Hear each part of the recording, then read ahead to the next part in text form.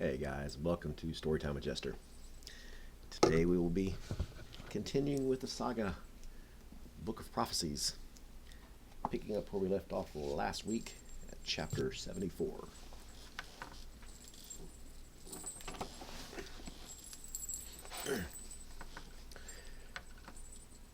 So when I saw Pedius disappear, taking the only means of destroying the god that was just summoned along with him, I grabbed hold of my two diminutive compatriots and uttered the word to whisk us out of there. "Where is this Pedius the twice removed now?" Thorfinn asked with a smirk on his face. He found it humorous that the knight was taken not once but twice by a fiendish spider. His thoughts and eyes suddenly riveted on Eric. A somber look came across Ulrich's face as he replied, "I do not know." "How could you leave with an evil god being loosed on our world?" Gregory, a wizard, asked. "Are you kidding me?" Ulrich replied in shock at the absurd question. "3 of us against 6 liches, a god, and over a dozen cultists? I think not." "Pedius made that much of a difference?" Eric asked. "He had the dagger," exclaimed Ulrich, getting frustrated. "The dagger was the key to killing the god. We were hoping to stop the summoning, but we were too late. The dagger was our backup should we fail." "This was how long ago?" Devon, silent until now, asked. "A month," he replied. "Why are you here then?"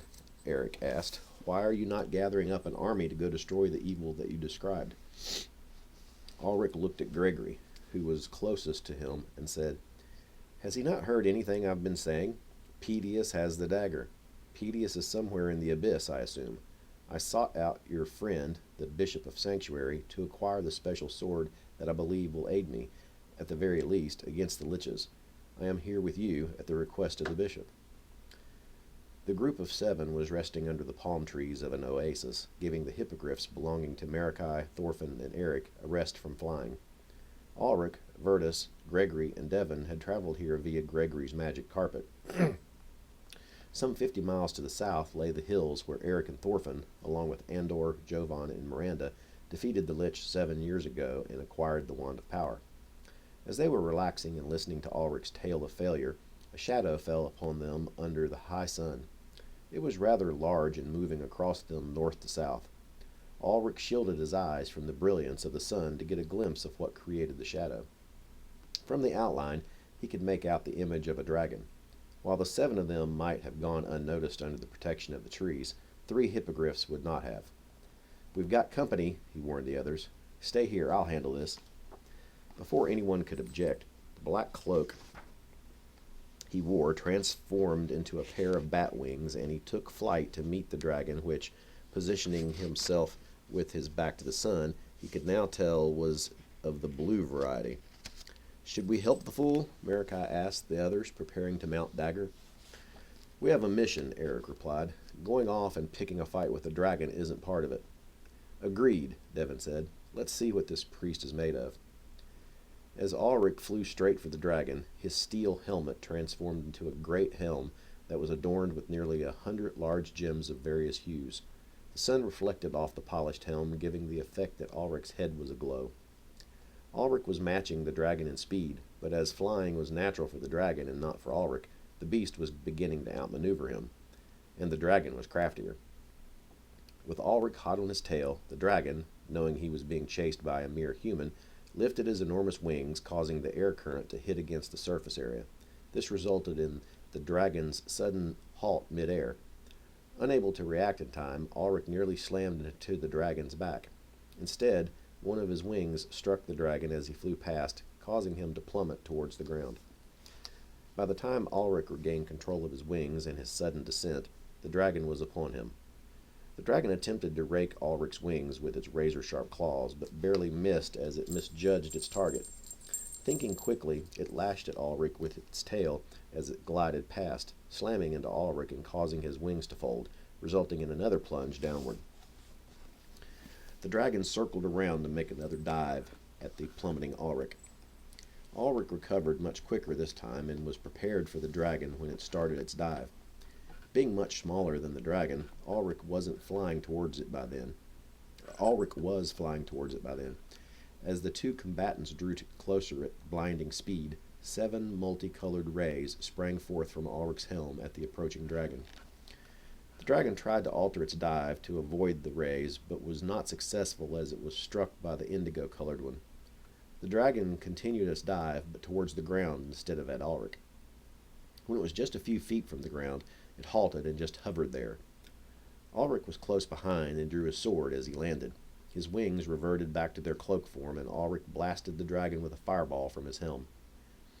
The dragon landed and just stood there as if dazed, visible singe marks on its scales. Before Ulrich could act again, the dragon took it to the skies and flew off at top speed toward a dagger-shaped pinnacle to the north. "I guess it saw the light," Mordecai jeered. Chapter 75. Over the course of the next 10 months, Andor barely left his temple. He spent the majority of his time in fervent prayer and commune to, and with agents of, St. Columba. He wanted to find out more about the highest of hierarchs and where to find them. Kneeling at the bronzewood altar with the giant statue of St. Columba looking down on him, and with a silver tripod holding a block of ever-burning incense nearby, he lifted up his prayers to his God.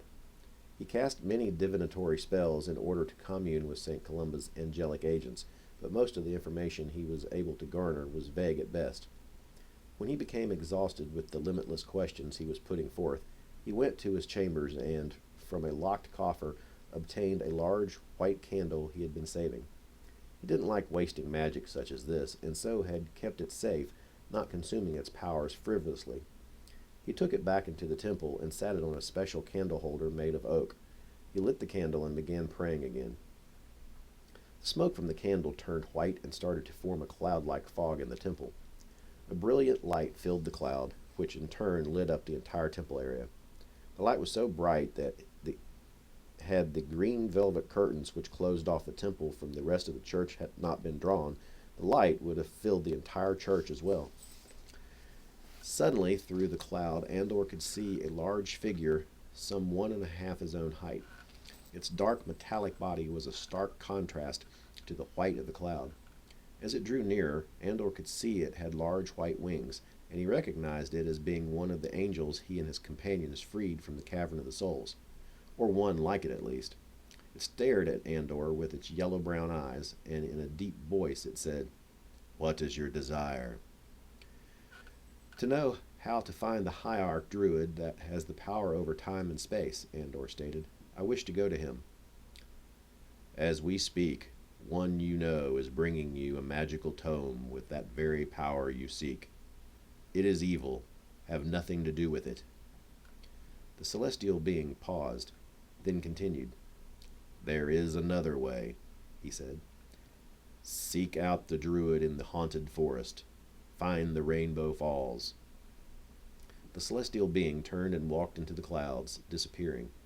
From within, his booming voice said, "When the time arrives, you will know what to do." Then in a flash, the cloud was gone, the taper consumed. Chapter 76. Andor decided the trip would be too perilous for his acolytes, so he charged Drexel to go north to where Finitar was with Maor. Chatham he told to watch over things at Sanctuary. He then summoned Jovan to accompany him to the haunted forest. Getting there was uneventful, as they traveled from the Radomir down to the seaport of Grendale on the waterway using Jovan's magical boat. From Grendale they took the Lion's Highway to the haunted forest. They arrived at Singing Stone Castle, just inside the edge of the haunted forest, on God's Day 23rd, 1236. The castle was small and made of a grayish stone with brown colorations throughout and flesh tones here and there. It was rather plain in appearance as keeps go, but to Andor it was remarkable. He had never seen anything like it in all his travels. It wasn't like other keeps, where the stone was cut by hand. There were no such markings. The stone was boulder-like. It was as if part of a mountainside had broken away and transported here. There was a small community of woodsmen and hunters and other such types that lived around the outer base of the keep. A small contingent of soldiers from Grindamos could be seen wandering about, but the watchers on the ramparts did not bear the lion insignia. Those sworn to protect the keep were not in the king's service, but elves native to the forest. Seeing them reminded Andor of Valian. He hadn't seen the elf since the Bressels. That was 6 years ago. Altheim escapes. He missed his friend. If it hadn't been for Valian, he would be but a heap of bones on the forest floor by now. He owed Valian his life. He and Jovan entered the keep under the watchful scrutiny of the elvish guards. They found the only tavern in the keep, the Groaning Spirits, and went in to get a drink or two and learn what they could of the forest from the locals. The place was rather sparse as patrons go. The barkeep looked more like a pirate than anything, with long scraggly hair, beard, and an eye patch over his left eye. When he smiled, it looked like insects might crawl forth at any moment. He spotted the pair of newcomers and hailed, "What be your death, mateys?" Andor could see why the place was so empty. "Come again?" Jovan said. "What'll you be drinking?" the barkeep clarified. "We have the witch's brew. That'll make you feel as though your head done had a spell put on it. Then there's the Spooks Special. That makes you all giddy and wanting to be everybody's friend. There's the Shifting Forest, the Pixie Punch, and my personal favorite, the Marsh Mead. Now that'll make you forget all your troubles." "What's the Shifting Forest?" Andor asked. "That makes you see things that ain't be," the barkeep said, kind of lowering his voice and looking around as he did so. "And the Pixie Punch?" Jovan said. "That'll sneak up on you. It's a sweet ale with a shot of the Banshee. You get to feeling all nice on the inside, then out of nowhere, wham! When you wake up in the morning, you feel like you done been punched in the head." "What did you say was in it? The Banshee?" Andor asked. "Ah, yes," the barkeep said, a twinkle in his lone eye. "The owner of this here place, that be his favorite, the Banshee. The taste makes you wail quick and loud as its effects hit ye all of a sudden. It's only served in shots. Folks around here like to have contests with the stuff. It's funny to watch when a whole bunch gets to going. Whales be popping off all over the place. But beware, folks have been known to sleep off the effects for a solid week. I wouldn't be tasting the Banshee lest you walk light in the purse and have no enemies." "You said that's the owner's favorite?" Andor asked. "Who is the owner of this tavern?" "A little halfling fellow, calls himself Ramsay Gordon Blue. He fancies himself a chef. Don't be around here much. Leaves the running of the place up to me. He lives in some fishing village south of the forest, just east of the swamp. If you ever find yourself in that area, the name of his place there is the Infinity. It is a tavern on a ship." "What do most drink?" Jovan asked. "An ale we get from Grindamos." "Does it have a name?" Andor asked. "Nay, just ale." "I'll have that," both Jovan and Andor exclaimed simultaneously. The barkeep grabbed a pair of flagons and filled them with ale. Andor put 2 gold coins on the trestle and asked, "Who knows these woods best that could act as guides for a pair of explorers?" "Well," the barkeep began, "there is a group calling themselves the Walkers that hire themselves out for those foolish enough to be going any further than this here castle." "Are they trustworthy?" Andor asked. "What do you know about them?" "Most be elves. Keep to themselves, they do. As far as trust," he paused before continuing, "like I said, they be elves." "What are the return rate of those that hire them?" Andor asked. "Don't rightly know. Maybe a quarter. Don't know if those doing the hiring meant to return. Others," shrugging his shoulders, "who knows?" "Other than the Walkers, who might else know what lies in the forest?" "The dangers?" Andor asked. "There's this one fellow, a recluse like the Walkers. Supposedly he goes deep into the forest quite often. He may be what'll give ye your answers." "What is the name of this man?" Jovan asked. "Don't know. No one does. You can find him next to the smithy." "Many thanks," Andor said. Putting another gold coin on the trestle, Andor thanked the barkeep and then went over to a corner table with Jovan to finish their ales. It wasn't until they were on their way to the smithy that they heard why the keep was named as it was. It started softly and then rose to a harmony as the very stones of the castle began to sing in deep, earthly tones, their melody an eerie sound to Andor's ears. "Lived here all my life, and I still can't get used to it," a voice next to Andor said. Andor turned and found that they had located the smithy. From his attire, the owner of the voice looked to be the smith as well. Haunting, Andor said, but beautiful. That it is, the smith agreed. Haunting, that is. What can I do for you? We were looking to speak to the fellow that lives next to you. The barkeep said he could guide us through the forest. Odd sort he is, the smith said, creeping around the forest. Always returns unharmed, as if he be knowing something. You won't find me stepping foot inside the place. Is he around? Jovan asked. Don't know. You can see for yourself, the smith said, pointing at a small hovel of a building semi-attached to a smithy. Andor and Jovan approached the door as the smith returned to his work with a loud clank of his hammer. A voice from inside caught Andor in the motion of knocking on the door. Enter. Andor opened the door inwards. The hinges were rusted and protested to their having to move. The dwelling was completely dark inside. What business do you have in the forest? The voice said. We seek the Druids, Andor responded. There are many, the voice said. Which ones? We seek the Rainbow Falls, Jovan said. 500. Excuse me, Andor said, uncertain what the voice meant. Gold, in advance. Give it to the smith. He will inform me of your payment. Then we go. The ranger wore a hooded cloak which hid his face from view.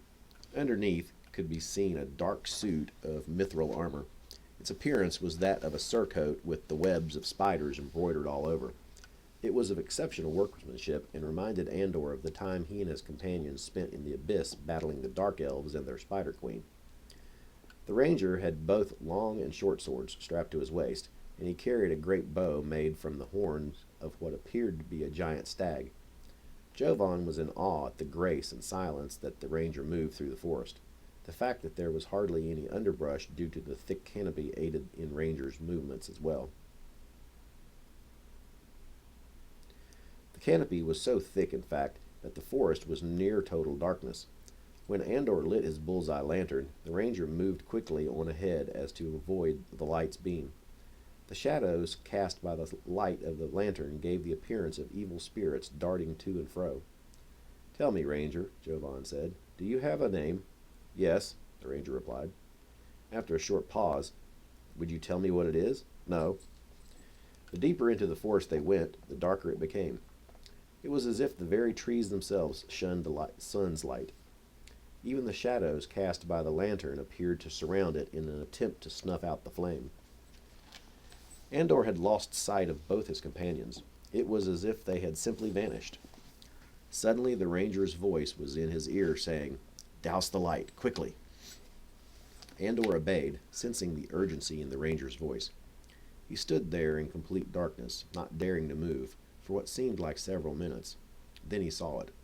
It was faint at first, a trick of the eye, he thought.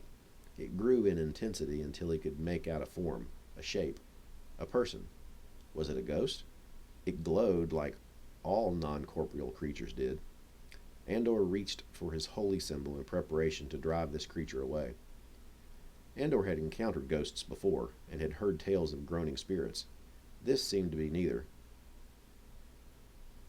Where those usually appeared as whitish figures, this was different. Andor saw before him a beautiful young elven maiden.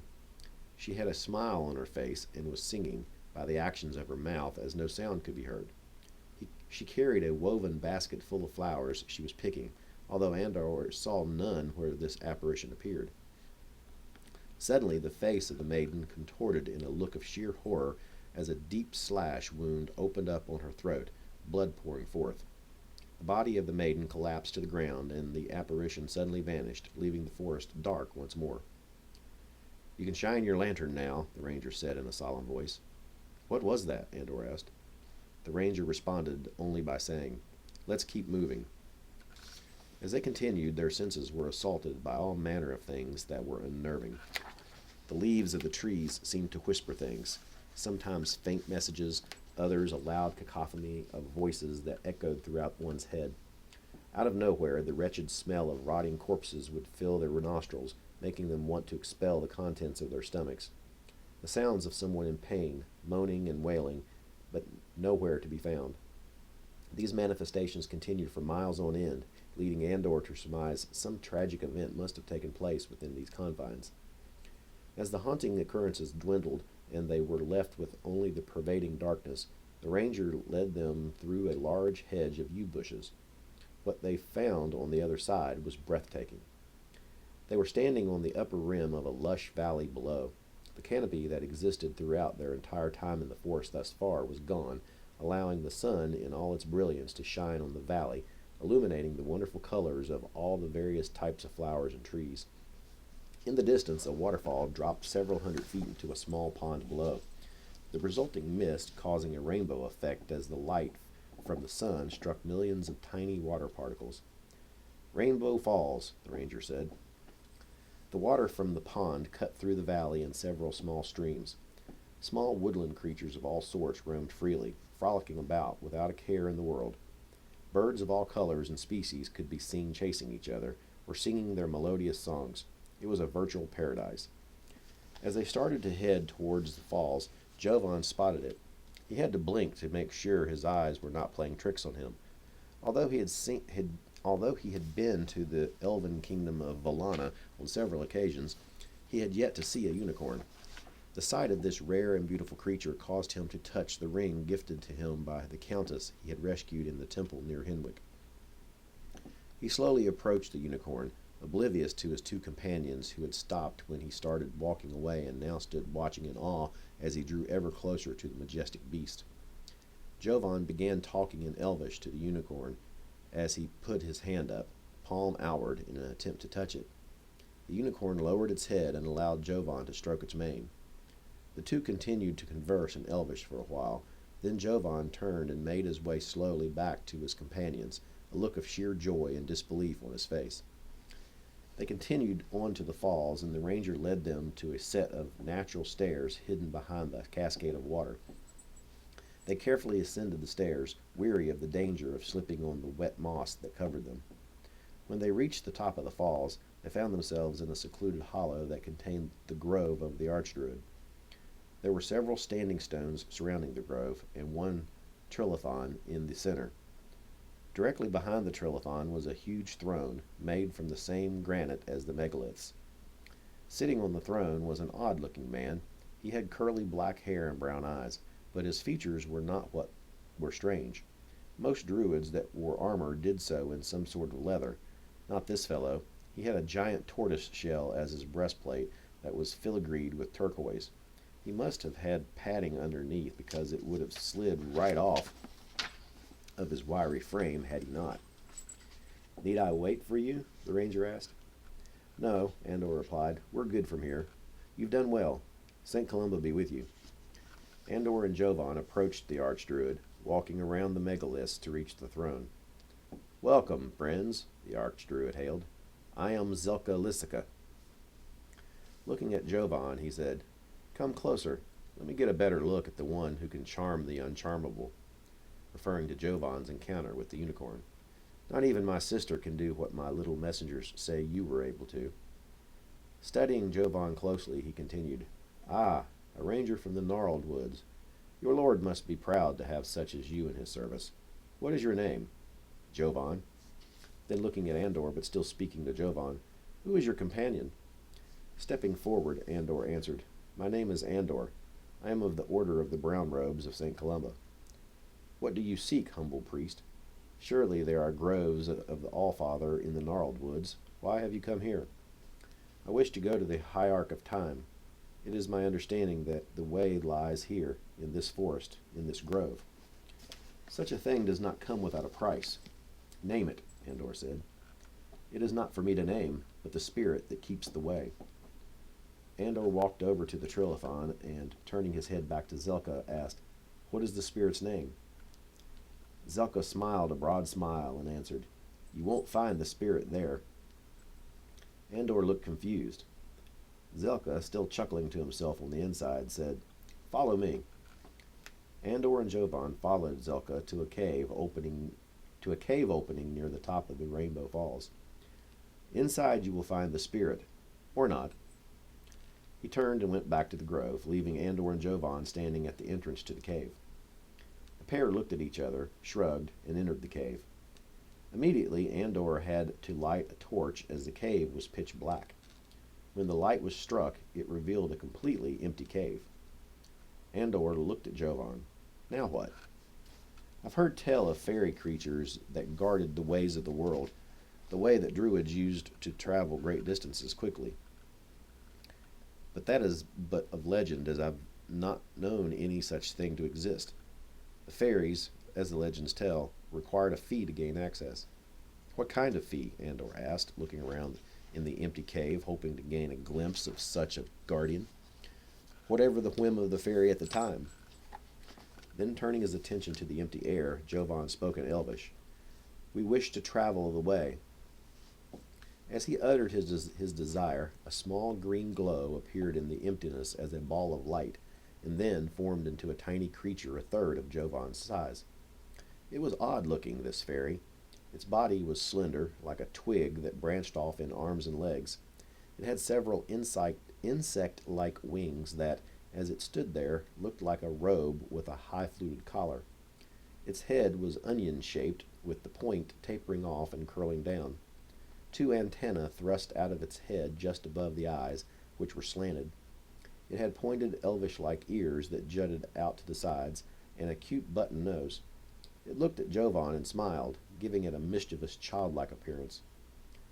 A long, awkward minute passed in silence as the fairy just stared at Jovan, not bothering to acknowledge Andor, as if waiting for something. Finally, Jovan spoke again in Elvish. What do you require of us? When he asked this, the fairy took flight and hovered near Jovan. Speaking to him in Elvish, it said, A story. What has brought you the most happiness in your life? Then suddenly it flitted over to Andor and spoke in common. Sing me a song.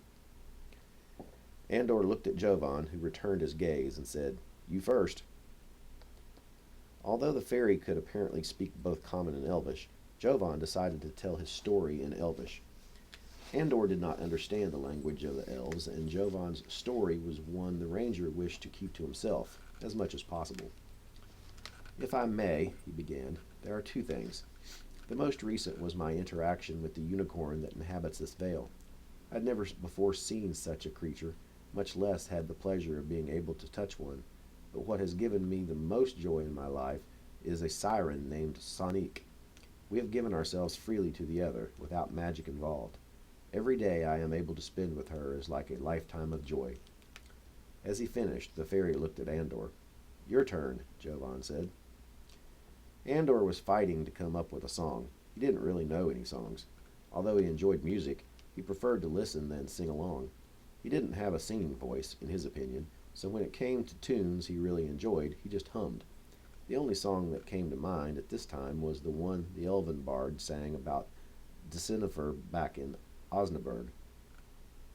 True to his belief, he performed a rather horrible rendition of the bard song, as the fairy could be seen to cringe at a couple of the notes he hit.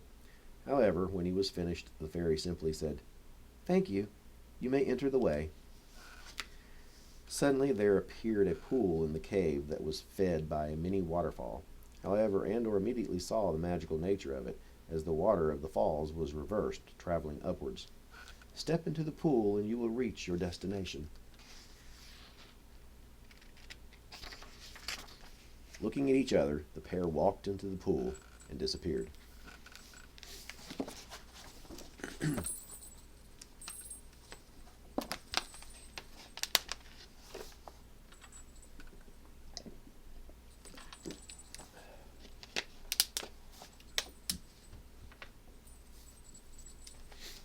Andor's Journal. Moon Day 25/12/36. We have been searching for over a week now and still no sign of the High Ark. This place is the stuff of nightmares. When we first arrived, Jovan likened it to the area of the gnarled woods that had been tainted by the evil druids he and his followers defeated. That quickly changed, however, as the alien nature of the landscape reared its ugly head. Most of the plants and insects here are giant-sized, which caused us at first to believe we had somehow been shrunken and were seeing things from the perspective of an ant. This line of thought was dispelled when we encountered the plant people. They walk upright like humans, having the appearance of primitive hunched-over elves with green skin and flowers for hair. Jovan commented that their heads looked like flower pots, causing us to begin referring to them as potheads. There seemed to be different clans of these creatures, of various temperaments, all of which seemed to be at war with the other. We cannot trust our senses, as everything in this place which seems good and wholesome turns out to be either tainted with some type of poison or an illusion disguising an evil creature mutated from its original form and nature. In fact, this whole region seems to be poisoned, for lack of a better term. There is a river here, but we dare not drink from it, given the nature of everything else. Everything here seems bent on wanton destruction, warping the otherwise natural beauty that seemed to once exist, and unbalancing the circle of life to its grossest proportions. The most disturbing thing to me, however, is the absence of the sun and moons. Night and day exist here, but only in the changing of lighting, akin to the time we spent underground on our way to the Spider Queen. It seems sometimes that we are but food for other creatures, as something is always trying to eat us. Even one of the Pothead clans has apparently taken to cannibalism. Given the ability of hierarchs to shape change and to hibernate for years on end, I'm beginning to wonder if we will ever find this druid we seek. God's Day 25, 1236. We have located the hierarch. He is in a sad state, poisoned by the very forest he was to protect, mutated like everything we've encountered thus far. He battles demons within his own mind, although he claims them to be real. He has a sense of urgency to escape this forest, yet upon telling him of our need, he has agreed to pause long enough to grant my wish. We are at a pool near the grove where he was entangled and thereby imprisoned. St. Columba, let me see what you wish to reveal to me through this time pool.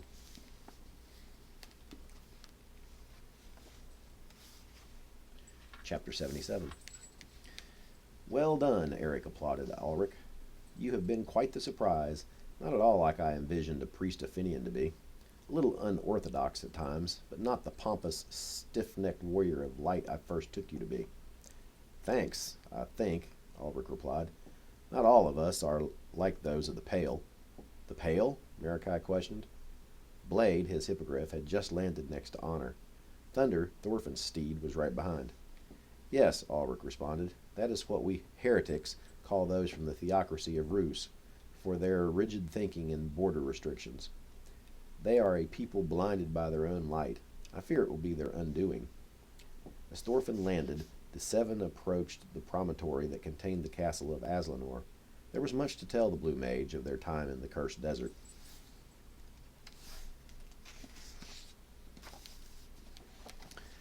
And that, my friends, is where we will end tonight's reading.